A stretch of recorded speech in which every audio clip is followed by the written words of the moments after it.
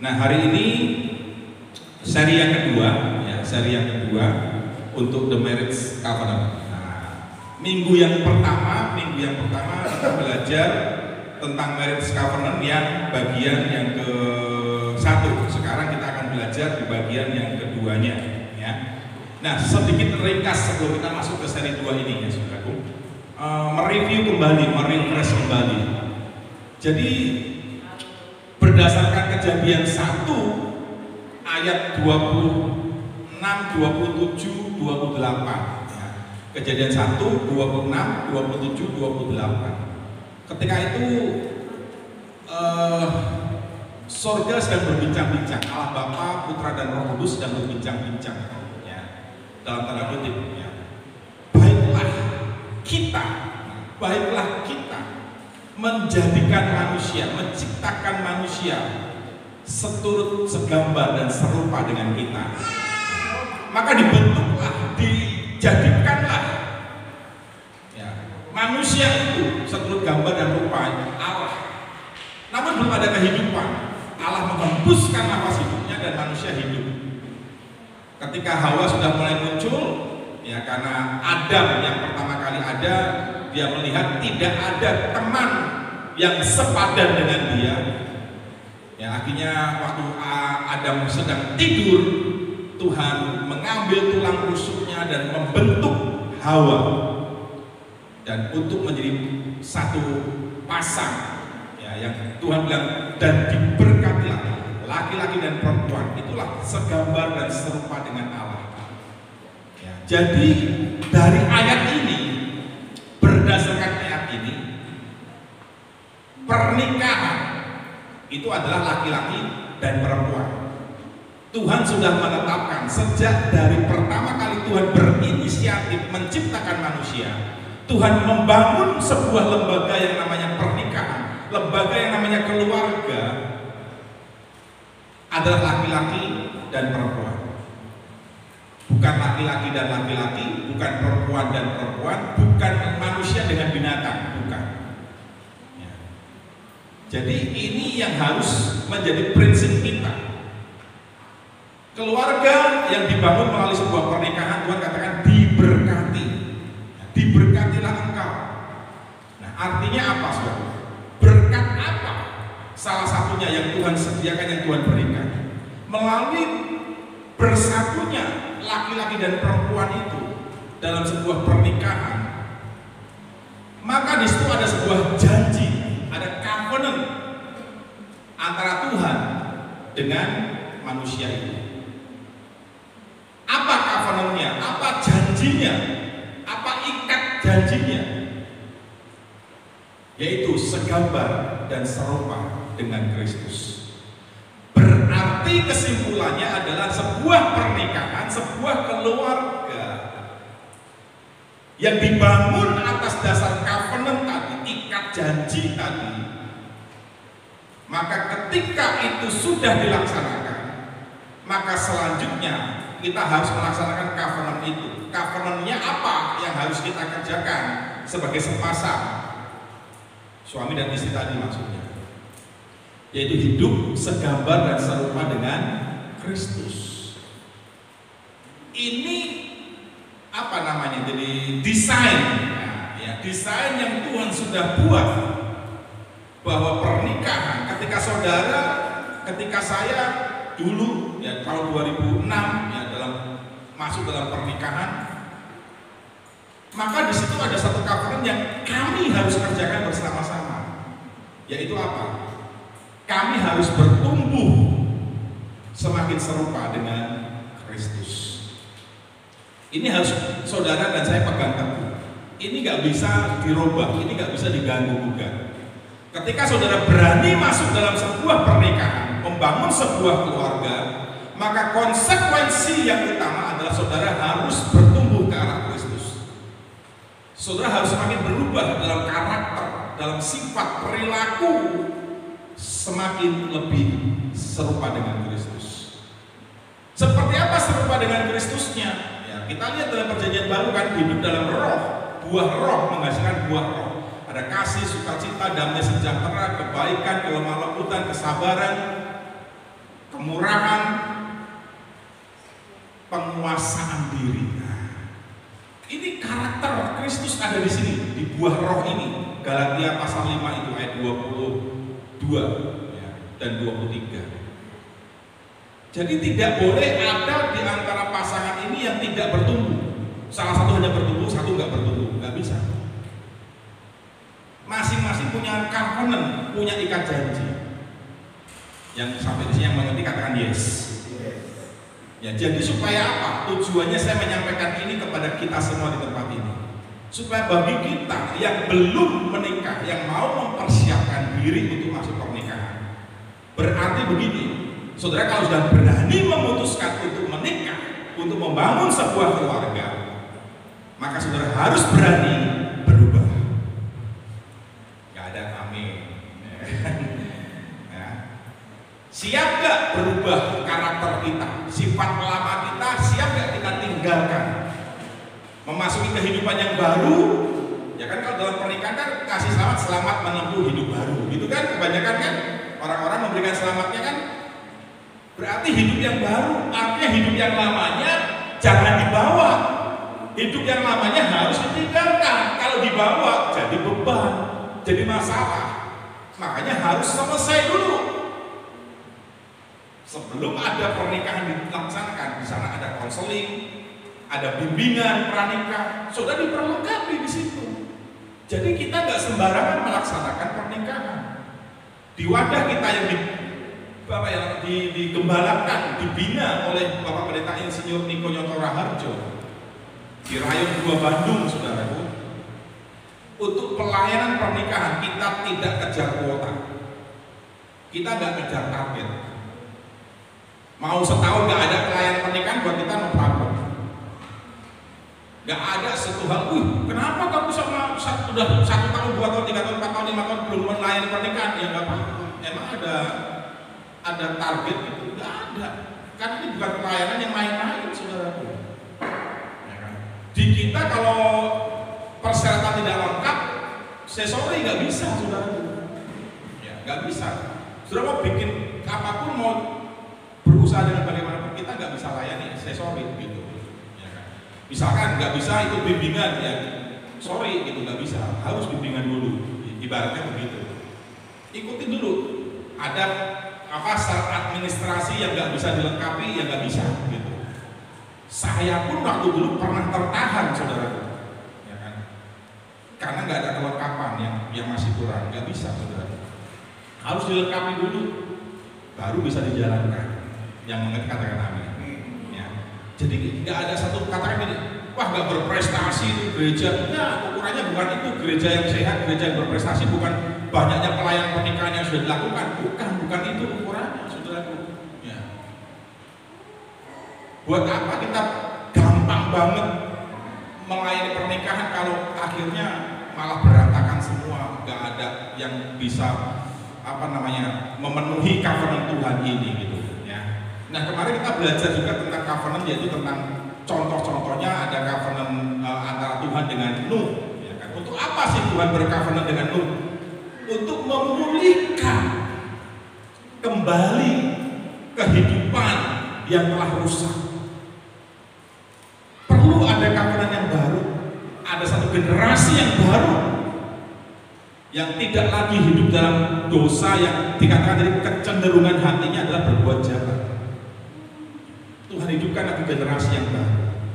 Maka ketika sudah bercovenant, ya, maka di situ sudah bercovenant sama Tuhan. Tuhan, aku mau dipulihkan hatiku yang pahit, hatiku yang kecewa terhadap masa laluku, terhadap keluargaku, terhadap siapapun. Aku sekarang bercovenant. Aku mau pulih, Tuhan. Aku mau memasuki kehidupan yang baru. Jadi seolah-olah covenant kita itu berbicara seperti itu, walaupun nggak ada suaranya. Tapi ketika kita bercovenant di altarnya Tuhan, kita tuh sedang berbicara seperti itu. Tuhan, aku mau dipulihkan. Aku mau hidup dengan hati yang baru. Aku nggak mau lagi bawa kekecewaanku, kepahitanku, luka hatiku di masa lalu. Aku nggak mau bawa lagi. Aku selesai. Udah. Sekarang aku mau natap ke depan bersama dengan tulang rusukku, ya kan, dengan pasanganku aku mau jalan, aku mau semakin bertumbuh serupa dengan Kristus. Kira-kira gambarnya seperti itu. Ketika Tuhan berkovenant dengan Abraham lewat satu tanda, tadi tandanya pelangi dengan Nuh, ada satu tanda, tapi dengan Abraham tandanya adalah dengan perjanjian sunat, saudara. Umur 99 tahun perjanjian sunat itu dilaksanakan, saudara. Setiap laki-laki zaman itu, ya, keturunan Abraham harus disunat. Apa maknanya ketika perjanjian itu, covenant itu dilaksanakan? Disitulah ketika covenant itu dilaksanakan lewat tanda perjanjian sunat. Abram diganti dengan Abraham. Nah, saudara baca nanti. Namanya Abram diganti dengan Abraham. Ada huruf H tambahan di tengah-tengahnya. H itu berarti hidup. Ada satu kehidupan yang baru dalam istilahnya filosofi atau dalam arti dari bahasa aslinya itu H itu adalah sebuah nafas yang baru, kehidupan yang baru. Sarah diganti dengan Sarah ditambah H, berarti ada hidup yang baru di sini. Maka ketika kita covenant sama Tuhan dengan contoh konteks perjanjian yang dilakukan dengan Abraham tadi, berarti juga sama ketika kita bercovenant, kita perlu ganti identitas kita. Identitas lama kita tinggalkan, kita buang, kita masuk dalam identitas yang baru. Kalau dulu sebelum ada di altar Tuhan bercovenant, dulu hidup kita identitasnya adalah manusia dunia, tapi sekarang kita sudah menjadi manusia ilahi, manusia roh. Roh kita diperbaharui, hidup kita diperbaharui, karakter kita berubah. Itu contoh-contohnya. Nah, sekarang kita lihat Amos 3 pasal 3. Baca sama-sama yuk, 1, 2, 3. Berjalankah dua orang bersama-sama jika mereka belum berjanji? Jadi jangan sampai ada di antara kita jemaat di tempat ini yang membangun sebuah keluarga tanpa ikat janji. Ya. Jangan sampai ada. Rugi besar, saudaraku. Rugi besar. Ya, kita banyaklah dengar istilah-istilah di luar kan, ada kawin lari, kawin kontrak dan sebagainya, ya kan? Buat kita di tempat ini itu nggak berlaku. Siap, saudaraku? Ya, jangan ada sampai terjadi seperti itu. Ya. Saudara sebelum masuk dalam sebuah membangun keluarga, saudara harus ikat janji dulu. Di rumah Tuhan, di altar Tuhan, ada diberkati lebih dulu. Kejadian 1 tadi, diberkatilah dan beranak cuculah. Jangan beranak cucu dulu baru diberkati, jangan. Diusahakan jangan sampai maksudnya, ya. Yang belum terlanjur jangan sampai jadi terlanjur. Kalau yang sudah terlanjur ya bertobat, ya, memperbaharui lagi covenantnya dengan Tuhan. Tadi seperti dengan dengan Nuh. Seperti dengan Nuh tadi, memulihkan perjanjian itu, memulihkan yang rusak, dipulihkan kembali. Next selanjutnya. Nah, ini kita lihat aja satu lagi. Nah, sekarang ini perhatikan kata covenant. Kata covenant itu artinya, ya, dalam melalui bahasa aslinya adalah menjaminkan sebuah titik-titik. Itu covenant. Jadi ketika kita bercovenant, masing-masing itu menjaminkan, ada sebuah jaminan. Yang suami, yang laki-laki menjaminkan kepada yang perempuan, sementara yang perempuan, yang istri menjaminkan kepada suaminya. Menjaminkan apa ini? Keintiman, keakraban, kemesraan, karim, dan kerukunan. Jadi ketika bercovenant, aku Henry Kurniawan berjanji, nah kira-kira gambarnya begitu, akan menerima engkau sebagai satu-satunya istri yang sah, misalkan seperti itu. Maka itu adalah sebuah jaminan. Aku akan hidup kudus setia dalam keadaan sehat ataupun sakit, dalam keadaan suka, duka, kaya ataupun miskin. Itu diucapkan di depan Tuhan, di depan jemaat, dan di depan pemerintah negara. Nah, ketika kita bercovenant itu kita sudah ngomong ini, aku menjaminkan, aku mau intim, aku mau akrab, aku mau mesra, aku mau karib, aku mau rukun, hidup bersama dengan engkau. Siap, saudaraku? Ya, suatu hari nanti saudara masuk dalam ikat janji seperti itu, saudara siap gak? Menjaminkan, aku jamin, aku jamin, aku berikan jaminan kepadamu, aku akan membangun keintiman, kerukunan, keakraban, kemesraan, keharmonisan. Dalam bahasa Inggrisnya, kalau sudah lihat dalam versi bahasa Inggrisnya, terjemahan bahasa Inggrisnya dikatakan begini, to cut down. To cut down artinya menebang, mengurangi, atau to cut out, memotong atau membuang. Itu arti covenant. Jadi kesimpulannya sampai di sini adalah begini: ketika kita bercovenant, kita ikat janji dengan pasangan kita, maka setelah itu, saat itu, sejak itu, berarti saudara mau ini menebang atau apa, memotong atau membuang sifat lama kita. Inilah, dari arti inilah akhirnya kita bisa bertumbuh semakin serupa dengan Kristus. Jadi kalau menikah kemudian akhirnya setelah menjalaninya kita masih sama seperti dulu, manusia lama kita masih mendominasi, maka pelanggaran terjadi di situ. Pelanggaran terhadap covenant, the marriage covenant terjadi di situ. Ya, ini. Jadi saudara berani menikah, coba diklik satu lagi. Klik satu lagi. Nah, berani menikah itu berarti saudara harus berani berubah. Katakan sama-sama yuk. Berani menikah harus berani berubah. Kalau nggak berani berubah, jangan menikah. Wah berat, nah iya. Itu konsekuensi. Ya sekarang sudah tinggal pilih aja kan. Mau tetap menikah tanpa berubah, jalani apa adanya, yang mabuk-mabuk, yang masih mabuk-mabuk, berkeluarga, ya kan, yang masih judi, tetap judi terus. Nanti lihat keluarganya bagaimana. Pilihan, ya kan, sekarang kembali kepada pilihan. Makanya harus bercovenant, yang pria, yang laki-laki, yang wanita sama-sama, saling. Saya rindu, saya pingin sekali di antara kita jemaat di sini ada sebuah hal yang Tuhan kehendaki, itu yang dibangun seperti itu. Karena itu sudah harus dibekali dengan hal ini. Kalau ini nggak disampaikan, iblis menutup kebenaran ini, sudah nggak tahu kebenaran ini, akhirnya akan menambah semakin banyak jumlah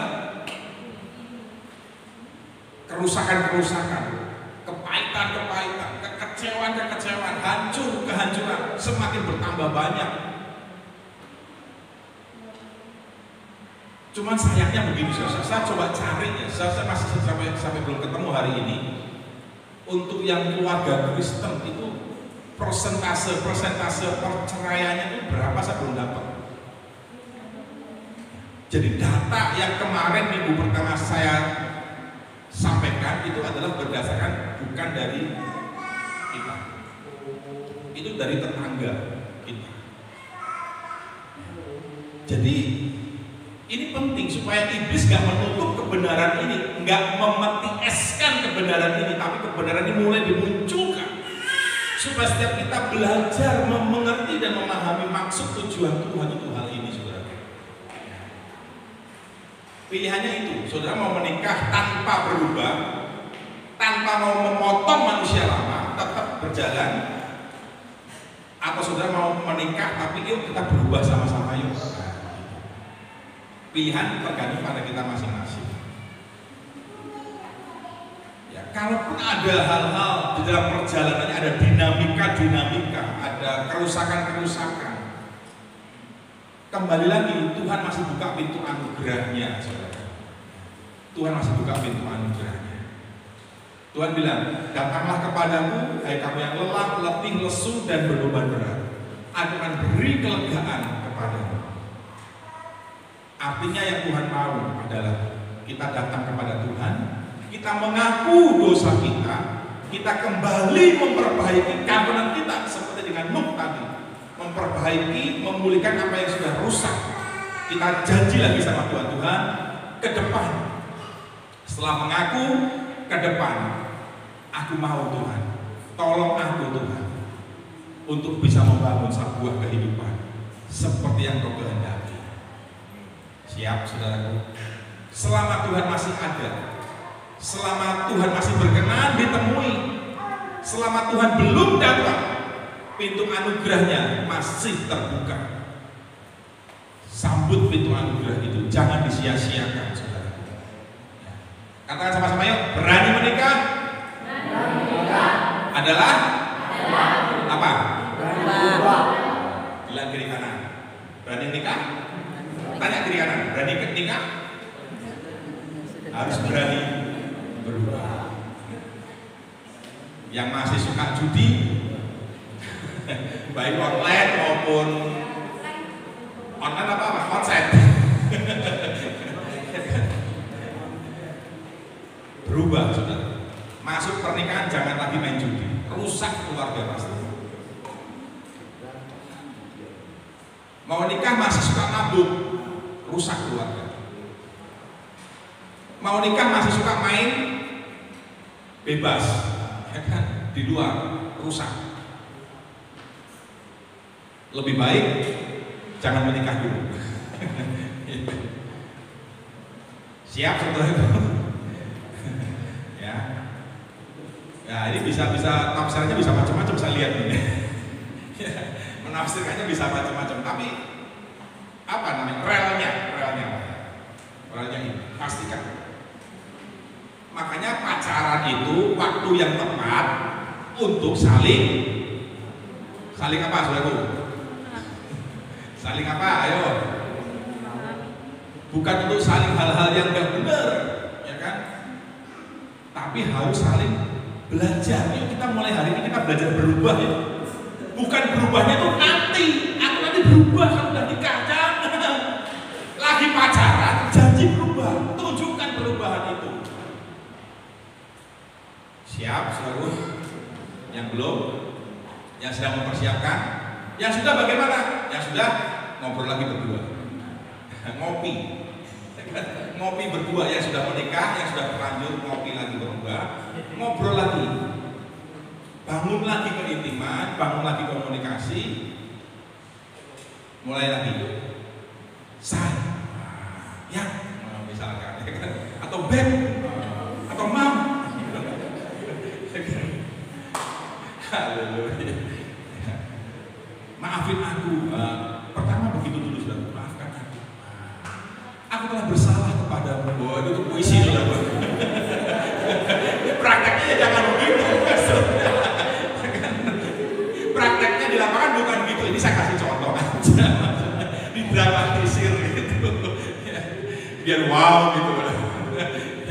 Ya nanti kalau saya ngomongnya serius lah pasti ya. Bukan seperti tadi gitu. Mulai bangun lagi kemesraan, ya kan? Aku mau berubah. Nah, tunjukkan. Ayo tunjukkan dulu. Kamu berubah, aku berubah. Baru kita lanjutkan covenant kita. Sudah bersuka cita dengan kabar ini? Coba tanya kiri kanan, suka cita nggak kabar ini? Ini kabar baik. Nah, Injil itu kabar baik. Nah, jadi saya memberitakan kabar baik. Supaya saudara nanti suatu hari nggak menyesal ketika mau membangun sebuah keluarga. Jadi pacaran itu apa, saudaraku? Pacaran itu apa? Hah? untuk praktek janji.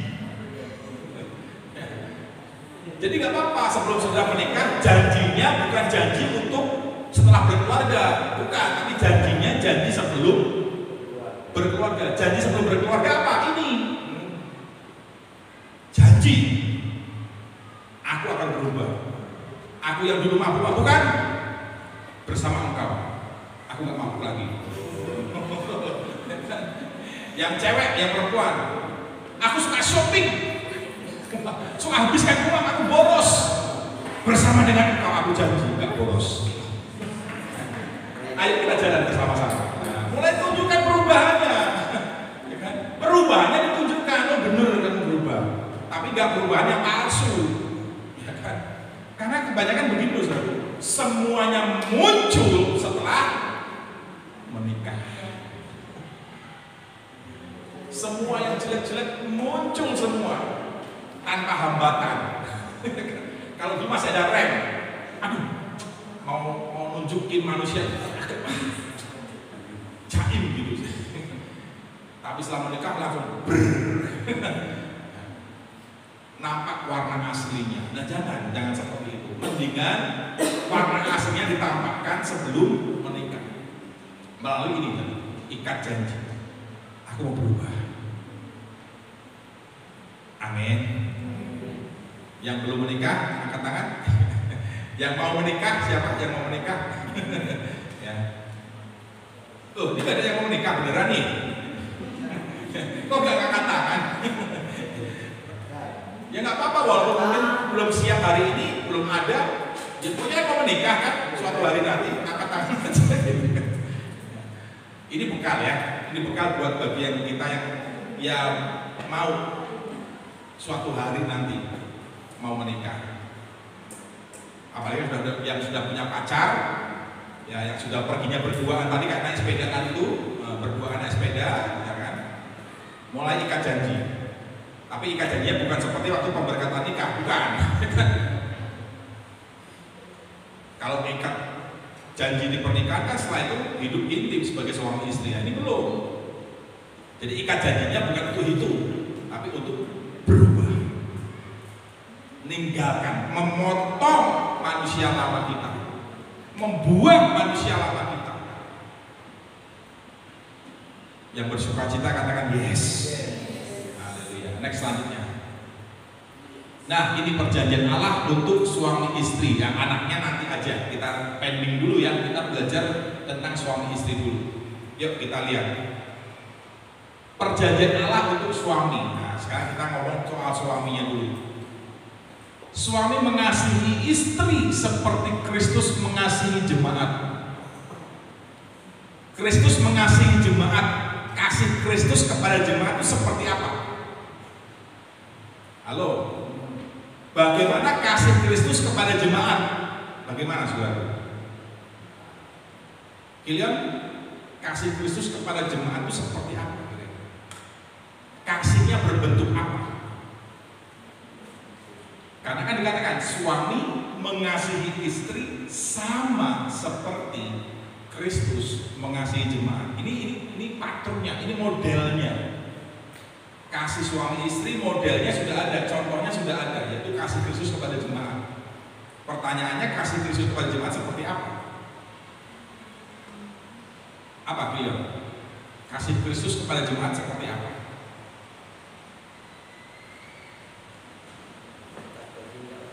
Tak terhingga. Itu kasih ibu. Kasih ibu ya, kasih Kristus juga tak terhingga. Sampai rela mengorbankan nyawanya. Nah, kasih Kristus kepada jemaat, dia rela memberikan hidupnya, bahkan nyawanya. Berarti suami mengasihi istri, ya kan, sampai mengorbankan nyawanya. Artinya apa? Dia bisa nyawa secara benar-benar nyawa kehidupan, tapi bisa dalam konteks nyawa ada sesuatu yang berharga. Berani nggak suami sampai menyerahkan, memberikan hal yang mungkin berharga bagi kita, nih berharga nih, kita taruh nih, ku serahkan, ku jaminkan bagimu. Gak gampang tuh. Biasanya laki-laki yang berharga siapa sih? Lalu yang laki-laki, apa yang berharga bagi saudara yang laki-laki?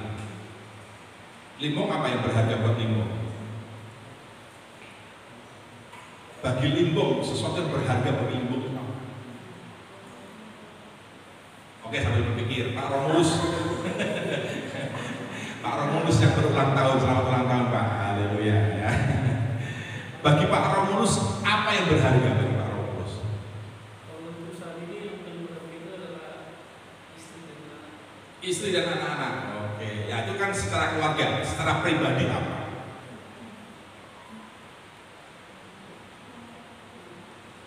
Minta bantuan teman boleh, atau call kepada teman boleh.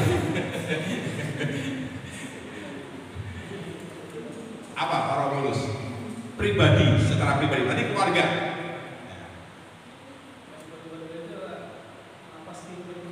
Nafas kehidupan, oke, itu abstrak ya. Nah, dalam konteks lain mungkin tambahkan nyawa lah katakan gitu ya. Nah, oke, tapi kita kesampingkan dulu yang nyawa, yang ekstrim itu kita sampingkan dulu. Nah, yang dalam kehidupan nyata, apa yang berharga?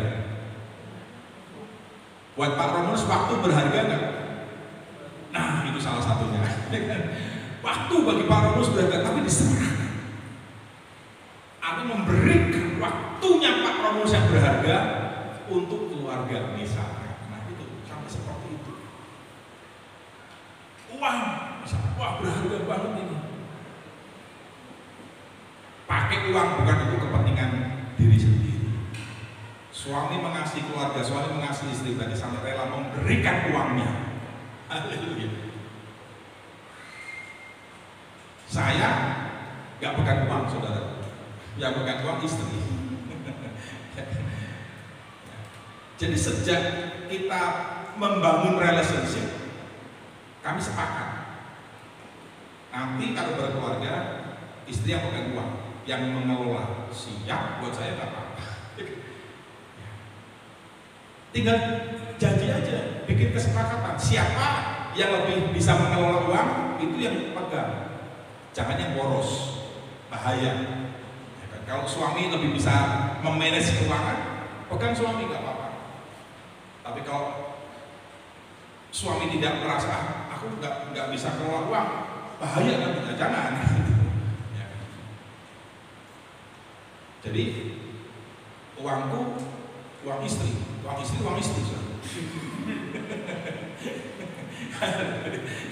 Uang bersama. Saya dikasih uang saku. Ya, ada uang nggak di dompet? Nah, biasanya ditanya, diisi dompetnya. Tapi perlu pengertian, istri saya perlu pengertian, ngerti banget. Haleluya, tepuk tangan buat Tuhan.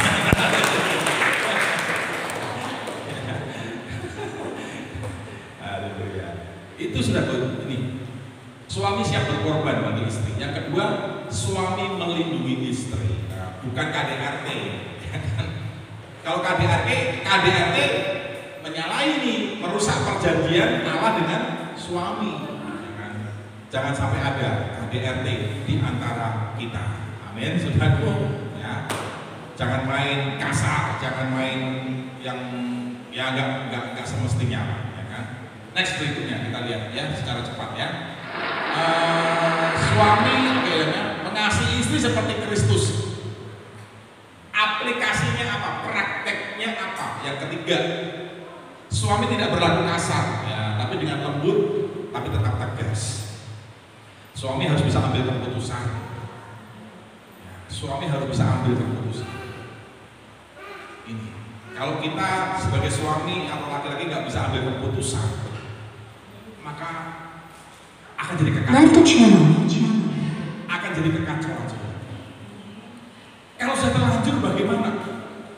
Sudah berkeluarga, tetapi suami nggak bisa ambil keputusan.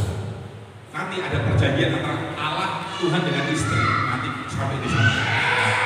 Dan kemudian suami menghormati istri sebagai teman waris. Menghormati. Jangan melecehkan. Ya, nggak boleh. Harus menghormati, menghargai, memperlakukan sebagai istri, bukan memperlakukan sebagai yang lain-lain, saudara. Next berikutnya, Suami adalah kepala keluarga. Ini tepuk tangan saudara. Suami adalah kepala. Jadi semua pusatnya di sini. Tubuh tanpa kepala nggak dapat sesuatu, karena otaknya kan di sini, inspirasinya di sini. Istri sebagai leher yang menopang. Istri bukan jadi kepala, yang jadi kepala adalah istri jadikan leher, nopang. Jangan dibalik. Nah, ini perjanjiannya. Jangan sampai ada keluarga-keluarga istri jadi kepala, istri yang ngatur semua, istri yang berdominan. Jangan sampai saudara, rusak keluarga.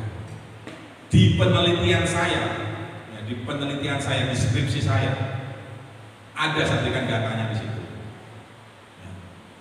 Keluarga yang istrinya dominan, itu ada kecenderungan anak-anaknya bertumbuh tidak baik. Ada yang homoseksual, ada yang lesbian, bisa terjadi seperti itu. Ya nggak semua, tapi persentasenya lebih besar yang rusak daripada yang enggak rusak. Ini harus diwaspadai. Jadi istri jangan sampai ambil alih jadi kepala, karena perjanjiannya antara Tuhan dengan suami, suamilah yang jadi kepala. Katakan yes. Next berikutnya, peran sebagai imam, nabi, dan raja. Suami punya perjanjian sama Tuhan, yaitu saya jadi kepala, saya jadi imam, jadi raja. Imam, nabi, dan raja.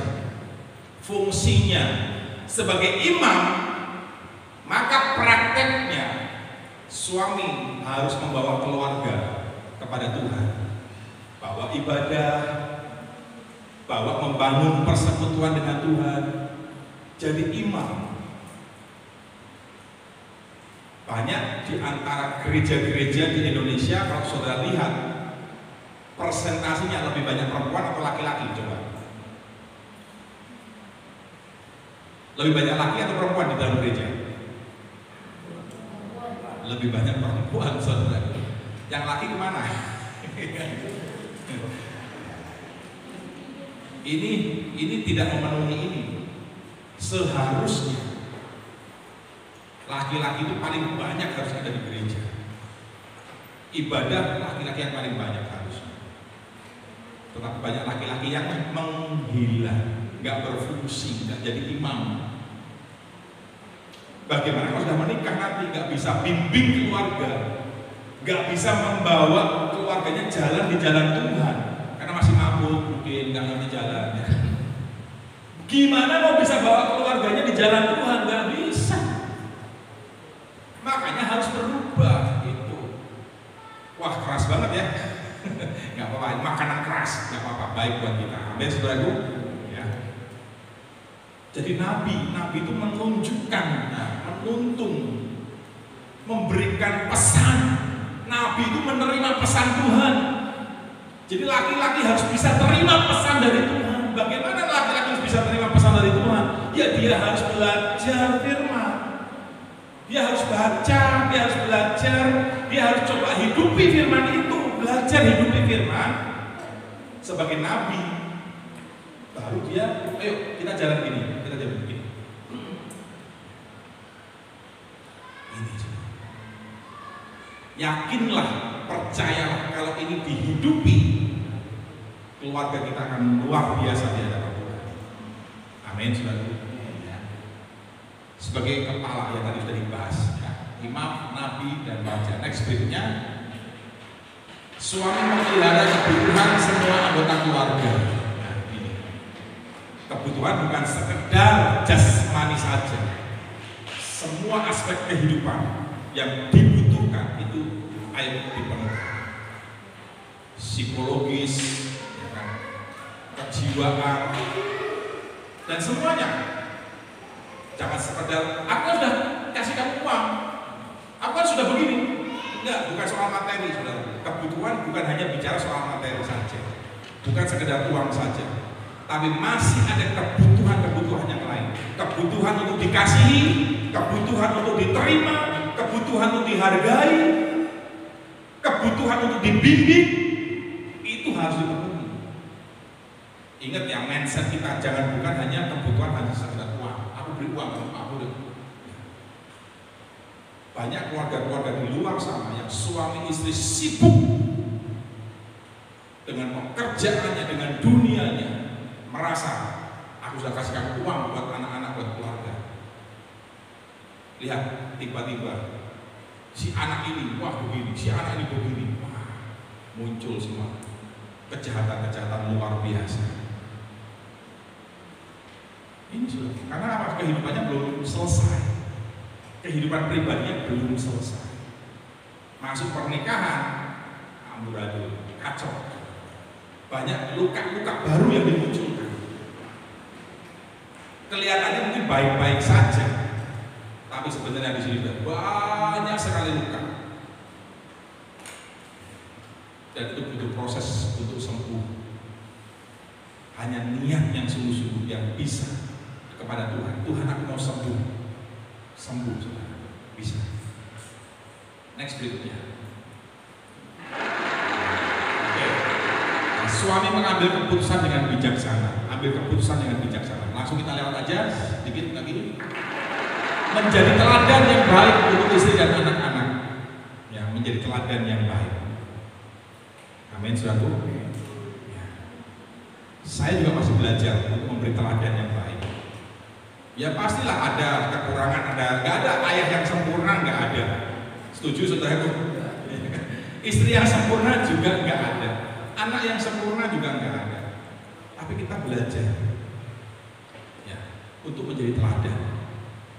Like the channel. Kalau saya sudah marah sama Livi, ya kan pernah suatu hari saya marah. Ya setelah marah, saya peluk dia. Ya kalau saya salah, saya minta maaf sama dia. Tapi salah. Nah. Belajar sudah. Amin, mau belajar saudaraku? Ya. Next berikutnya. Klik. Nah. Otoritas suami. Suami punya otoritas sebagai kepala, imam, raja, itu otoritas.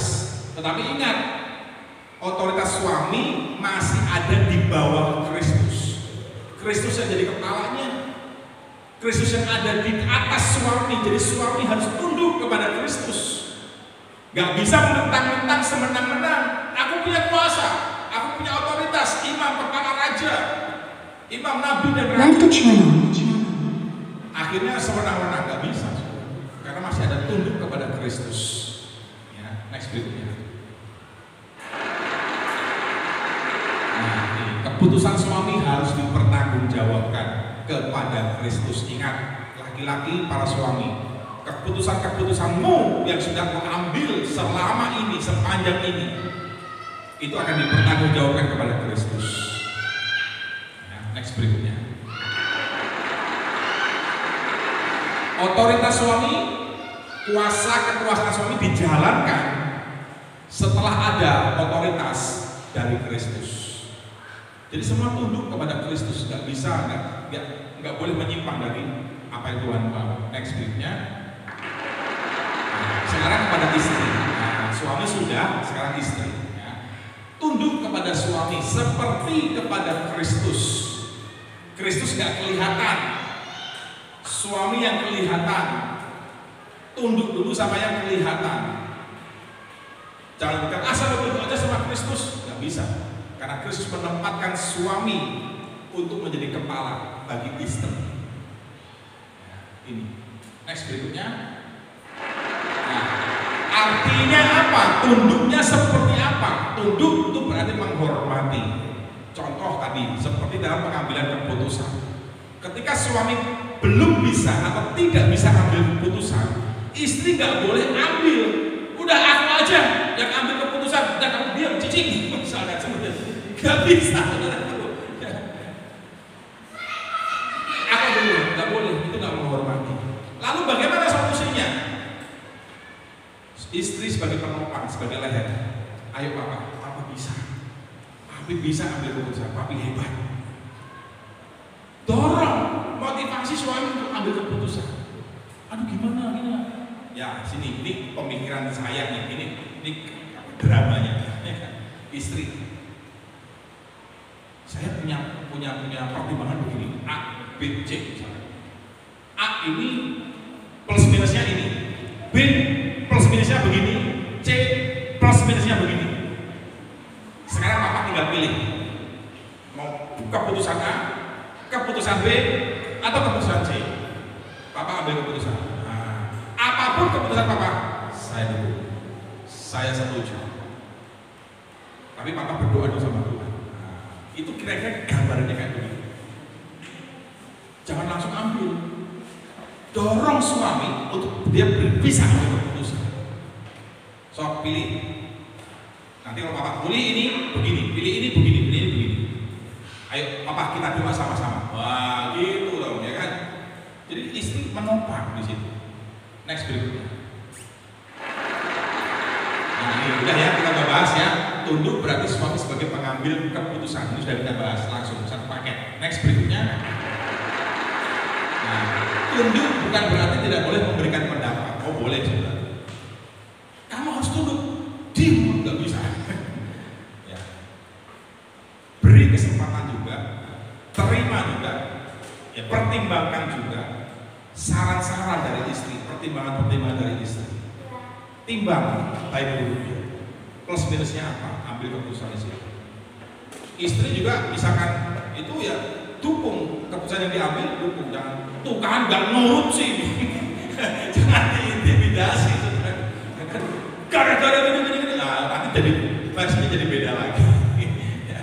Apapun yang sudah disarankan, diberikan opsi, ya, ambil keputusan, dukung sama-sama.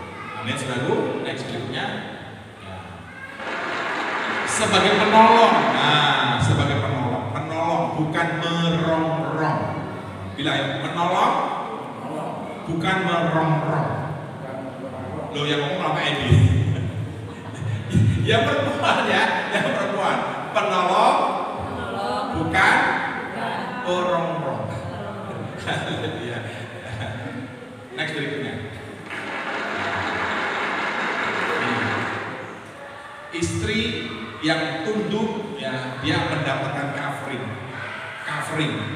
kayak motor dikasih cover, nah, dilindungi, ada perlindungan rohani, ada payung rohani, perlindungan rohani, ya, pemeliharaan rohani.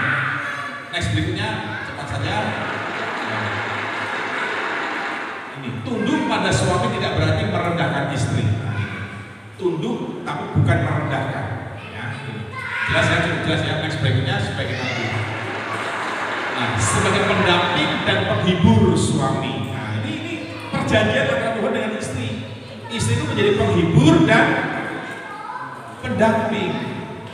Mendampingi ketika susah, ketika senang, ketika sakit, ketika sehat, mendampingi saudara. Saya kalau tiap bulan kontrol mata di Bandung didampingin sama istri saya, saudara. Kadang kita jam 5 subuh sudah berangkat dari rumah, saudara. Tergantung dapat jadwalnya jam berapa. Kalau kita jadwal jam 7:30 di Bandung, ya kita berangkat subuh. Istri saya udah bangun jam 4 ya. 3:30 jam 4 udah bangun, siapin apa yang diperlukan dibawa, saudara. Jam 5 kita berangkat, atau 4:30 kita berangkat, tergantung. Subuh-subuh naik motor ke Purwakarta dulu, saudara, karena travelnya di Purwakarta. Naik travel, ya, nggak naik kendaraan sendiri, enggak.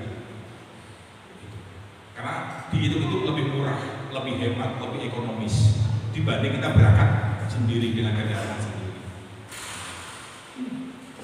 Sebagai pendamping, sebagai penolong.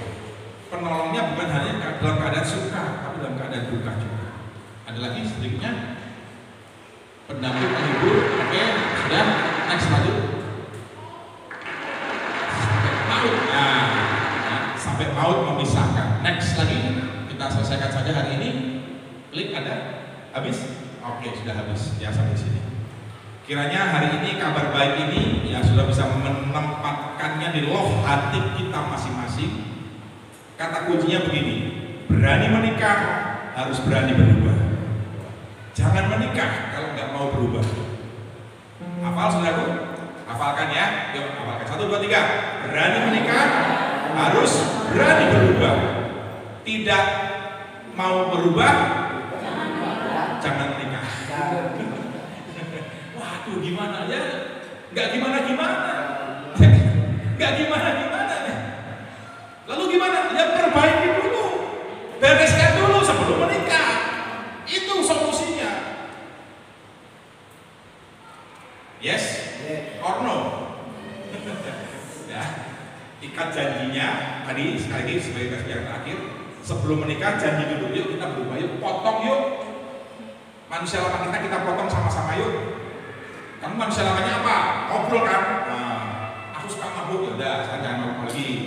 Aku suka judi, ya udah, jangan judi lagi ya. Gantian, kamu apa? Kebiasaan burukmu apa? Tanya. Mau berubah nggak? Mau, yuk kita jalan sama-sama. Siap begitu saudaraku? Yang sudah punya pacar, nanti pulang, temui pacarnya. Ya kan? Ngobrol berdua. Beb, tadi firman Tuhan begini, Beb.